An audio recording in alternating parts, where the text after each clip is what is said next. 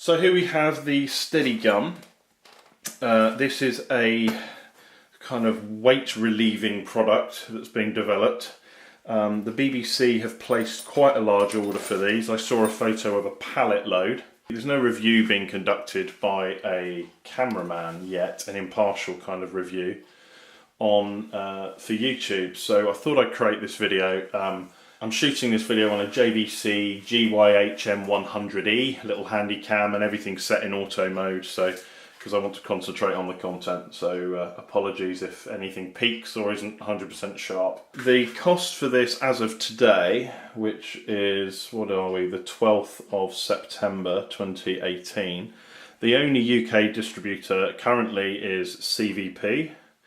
There it is, and the cost for it, including VAT, which may apply to a lot of ops, is £1,695 or 1412.50 ex VAT.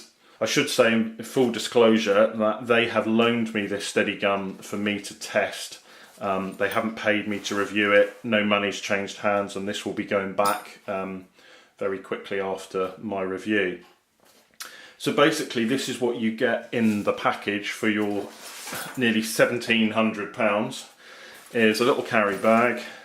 It really doesn't, in my opinion, fit that brilliantly in these bags. You get two items. You get the main monopod and you get the shoulder mount. So let's look at those in a bit more detail. Okay, so here's the pole. So you fold it out and you tighten it off here. And as you can see, it's got a V-mount quick release plate on the top and neoprene handle here, and then an extension quick release plate that extends it out. Pretty well made, as you'd expect. I think it's Ali. I should talk about the weight for the whole of this unit. Both items together weigh 1.16 kilograms or 2.55 pounds. So this is goes over your left shoulder. So it's basically a pretty well made rubber backed sort of strap with a huge piece of elastic that runs through. A standard release plate, and then kind of a Royal British Legion flag lanyard leather base and a pull down loop which you do to release the unit. You also get this little manual, which is in Spanish, I believe, and English, and sort of tells you how to use it. I should say that as of today's date, there is no step-by-step video on SteadyGum's site for how to use this, or how to set it up. The only real trim functionality, as you can see here, is on the back of the product. Here there is a strap, a buckle, so you can extend the distance between here and here, which I've had to do because I'm a big bloke, and I think that's probably going to be key to the comfort of this. Okay, so let's put it on. There's two ways you can put this on. You can put your arm through it and pop it over your head, like so, or you can undo the buckle. Now I've already worn this, and I've worn it with the kit, and I've got to say, I found it really, really difficult. This was trying to choke me the whole time, and I know I'm a bigger guy, but I really, really struggled, and I nearly dropped the camera. And so this is my second attempt, and I might need to fine tune it. This is my second attempt at wearing it. So what they tell you in the manual, which I followed, oh, that's interesting. This is ENG 002. I wonder what happened to 001. So basically, you've got this loop, and you put your thumb in the loop, you pull it down, which is what's stretching the elastic, and you pop in the pole. Now you can adjust the trim on this and the height on this here if you need to, just to get the shoulder height right. I'm using PMW 500, my standard news camera, and so there we go. So I've already got it on my shoulder. I'm going to pop this back in. And it says in the manual that it simply locks into place. And in fairness, it has. I think that's in. Yeah, it has locked into place. So what you can also do, if I come a bit closer, you can adjust this, and this is the angle of the camera. So if you wanted to look at your display, you can adjust that easily enough. You can pull it down so it's lower. And the key to this, I think, is this little finger loop, because it really is how you trim and adjust the weight load. So you can adjust your settings here. Be careful to pop it back up onto your shoulder, because it tends to want to fly away. And then obviously you want to be adjusting this, tightening this back off. Now when it's balanced on your shoulder, it really does take the weight off my right shoulder, and that's its SteadyGum's claim to fame. It really does do that. And it's exactly doing that now. It allows me, if I'm hanging around for ages filming something handheld, it allows me to have my hands free. And so the big question is, well, where does the weight go, and where does it feel like it's going?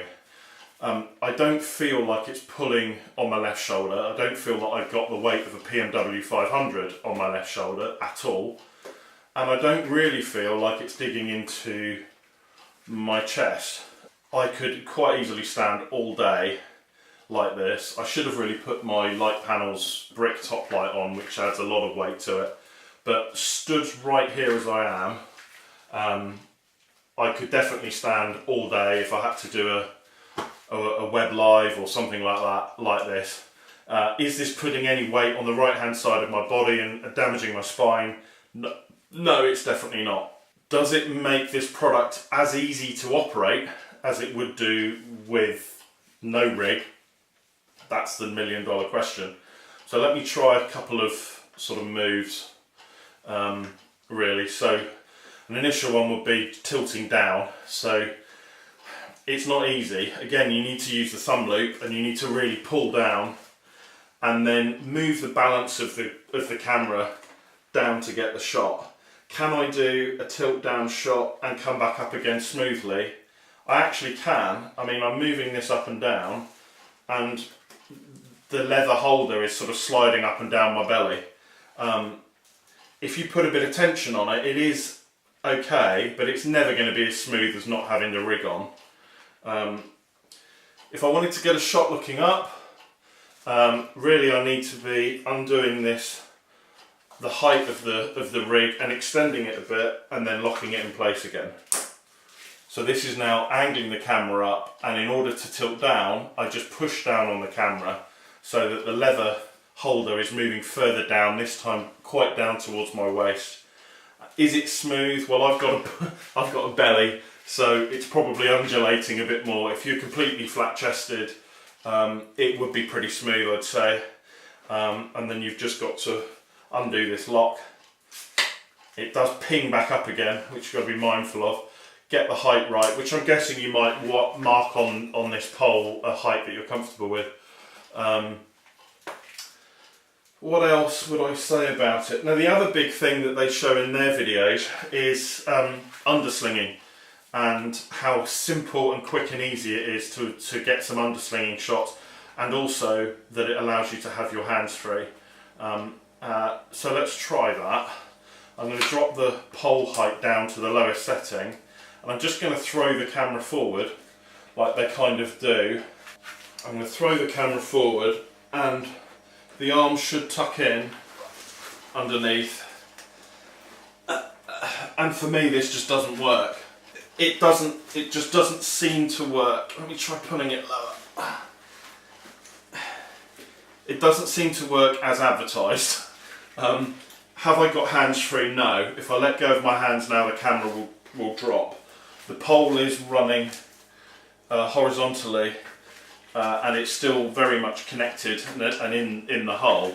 But for underslinging, it's really pulling on my neck here. It's incredibly uncomfortable, and it's definitely not taking the weight load.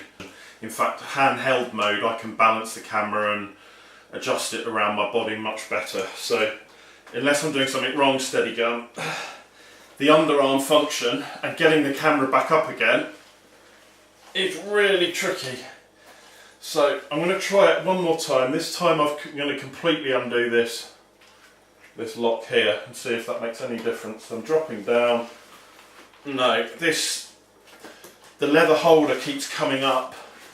If I pull it right down to my hip, it's just not doing anything at all. And you have to push it back down and pull it back up onto your shoulder, and it's very... So I've got to extend the pole again now, pull it down my body and level back off again. So the next question is, how easy is it to get off? How easy is it to get off in an emergency? If I was to be doing a walk back and I fell with the camera on my shoulder, as much as I wouldn't want to do it, I could push the camera away from me. With this setup, I'm very much attached to it. So from a safety point of view, it's not ideal. So to release the camera ordinarily, I guess you push the pressure down slightly, and there's a bronze release plate. Pull it back. Remember there's some tension on this, and then take the pole out, and you've kind of got to put the pole down and put the camera down. The other way to get the whole rig off you and the camera is, I guess, to open the buckle, and the whole thing will just fall off you. The balance does seem to change on this. Getting it just right, I suppose like a SteadyGum, seems to take time. It doesn't feel as comfortable now since I've gone underarm as it did beforehand. I know BBC camera ops have been using this for weeks on end and have said that overall it does reduce their fatigue, so I do think it has a place, but like all bits of kit, I think it only has a place really in very specific uses.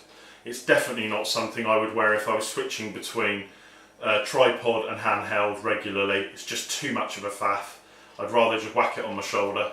Would I wear this on a normal news day, out and about? No. Would I buy this to wear if I was, saying, doing pit lane coverage for motorsport and I was doing RF camera all day? Yes, possibly, but then the underarm nature of that job would make this rig quite prohibitive. The other thing that I'm slightly concerned about is the wear on this elastic. I don't know how long they've kind of soak tested it for with the weight of these cameras, but it's all stitched in as part of the product, so I guess you can buy a complete replacement plastic strap and buy the individual components, but from a wear point of view, that would concern me slightly. I'm kind of also not massively keen on having their branding right across my chest all day. If I was walking around a trade show, doing streaming or feeding a live picture back, I would definitely get one of these if most of my work was going to be on the shoulder. Personally, and I know a lot of R&D's gone into this, but personally I think the price point should be no more than £1,000. Would I spend nearly £1,700 buying this for the little amount of work that I would personally use it for? No, not at the moment. Would I buy this right now if it was 800 quid, 900 quid? Possibly, yeah, because I think the reason that they've developed it is that it does help your back. So there you go. I hope this video has been helpful.